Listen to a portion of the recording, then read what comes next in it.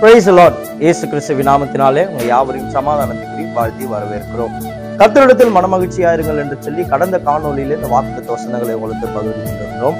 இன்றைக்கும் கூட அந்த வசனத்தின் தொடர்ச்சியாய் சர்வ வல்லவரிடத்தில் மனமகிழ்ச்சியாயிருங்கள் என்று சொல்லி உங்களிடத்துல பகிர்ந்து கொள்ள நான் விருப்பப்படுகிறேன். யோபு 22 அதிகாரம் 26 வசனம். அப்பொழுது சர்வ வல்லவரிடத்தில் மனமகிழ்ச்சியாயிரு, தேவனுக்கு நேராக உடைய முகத்தை ஏறெடுப்பீர் என்று சொல்லப்பட்ட ஒரு நல்ல ஒரு வாக்குத்தத்த வசனங்களை நாம் பார்க்க இருக்கிறோம். யோபு குறித்து அனைவருக்கும் தெரியும். யோபு நல்ல ஒரு ஆசீர்வதிக்கப்பட்ட ஒரு மனிதனாய் இருந்தவர், மேன்மையான இடங்களில் இருந்தவர், குறைவுகள் காணாத ஒரு வாழ்க்கையில இருந்த ஒரு மனுஷன். அந்த மனுஷனுடைய வாழ்க்கையில ஒரு நாட்களில் நஷ்டங்கள் என்று ஏற்பட்டு மரணம் என்கிறதான காரியம் அவருடைய குடும்பத்தை சூழ்ந்திருந்தது. பிள்ளைகள் எல்லாம் இறந்து போயிட்டாங்க, அவருடைய மிருக ஜீவன்கள் இறந்து போயிடுச்சு. அது போக அவருடைய வியாபாரங்கள் நஷ்டத்துக்குள்ளாய் போய் அவருடைய சரீர பலவீனங்களிலும் அவர் சூழ்ந்து நடுத்தெருவுல கைவிடப்பட்ட நிலைமையில அவர் இருக்கிற அப்படிப்பட்ட ஒரு சூழ்நிலையில அவருக்காய் கற்பிக்கப்பட்ட சொல்லப்பட்ட ஒரு அற்புதமான ஒரு வாக்குத்தத்த வசனங்கள் தான் இந்த சர்வ வல்லவரிடத்தில் மனமகிழ்ச்சியா இரு என்கிறதான ஒரு வாக்குத்தத்த வசனங்கள்.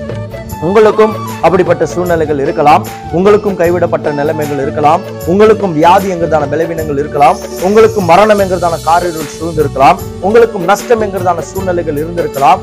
நீங்க கர்த்தரிடத்தில் மனமகிழ்ச்சியா இருங்க, நீங்க சர்வ வல்லவரிடத்தில் மனமகிழ்ச்சியா இருங்க, உங்களுடைய முகத்தை தேவனுக்கு நேராக ஏறெடுத்து இருங்க. கர்த்தர் யோபுக்கு இரட்டிப்பான நன்மைகளால் முடிசூட்டினது போல உங்களுக்கும் அதே இரட்டிப்பான நன்மைகளால் முடிச்சுட்டி உங்களை ஆசீர்வதிக்க அவர் போதுமானவராய் இருக்கிறார். இந்த வசனங்களை கூட விசுவாசிங்க, தொடர்ந்து ஜெபம் பண்ணுங்க. கர்த்தர் தாமே உங்களை ஆசீர்வதிப்பாராக. கிருபையானது உங்களோடு கூட இருக்கட்டும். ஆமென்.